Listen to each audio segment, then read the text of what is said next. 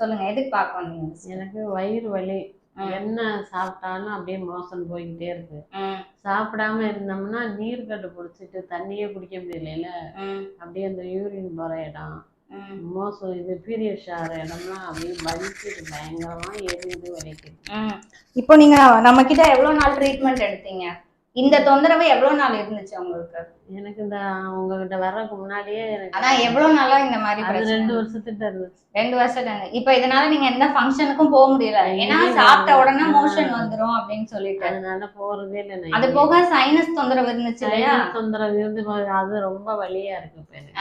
எவ்வளவு நாளா அந்த சைனஸ் தொந்தரவு இருந்துச்சு? அதுவுமே அது கிட்டத்தட்ட 30 வருஷமாவே இருந்துச்சு. சைனஸ் தொந்தரவு இருந்துச்சு. என்ன செஞ்சா உங்களுக்கு தலைவலி வரும்? லைட்டா எண்ணெய் தேய்ச்சா ஒரு சொட்டு தான் அப்படி விடுவேன்.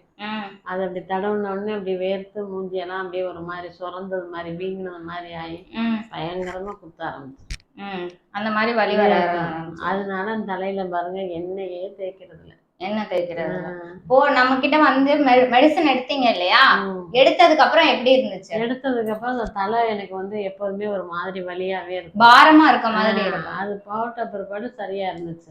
ஓகே. இப்போ நீங்க வந்து சாப்பிட்ட உடனே மோஷன் போகுது இல்லையா? அதுக்கு மெடிசன் எடுத்து உங்களுக்கு எப்படி இருந்துச்சு?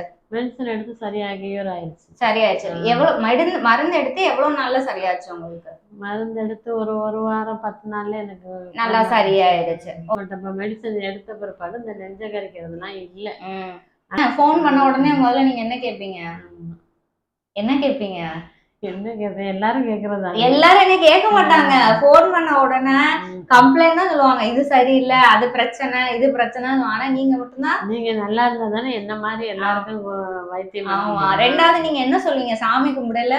ஆமா, நீங்க நல்லா இருக்கணும் தான் நினைப்பேன். அது வந்து என் மகன் நல்லா இருக்கணும்னு நினைப்பேன். ஏன்னா அதுதானே அறிமுகப்படுத்தும். ஆமா, அது மகங்கிறதுக்காக இல்ல, கூட்டிட்டு வந்ததுனால என்கிட்ட சொன்னதுனால. அது நீங்க இத்தனை வருஷமா இருக்கேன் என்கிட்ட சொல்லவே இல்லை. நான் கூட எங்க வீட்டுக்காரோட பிறந்தவங்க, எங்க அம்மாவோட பிறந்தவங்க, எனக்கு வேண்டப்பட்டவங்க, எனக்கு ஃப்ரெண்ட்ஸா இருக்கிறவங்க எல்லாரும் அவங்க குடும்பத்தோட இந்த மாதிரி எவ்வளவு பேருக்கு ஒரு நல்ல எண்ணங்கள் வரும். எப்போதுமே நான் வேண்டுவேன்.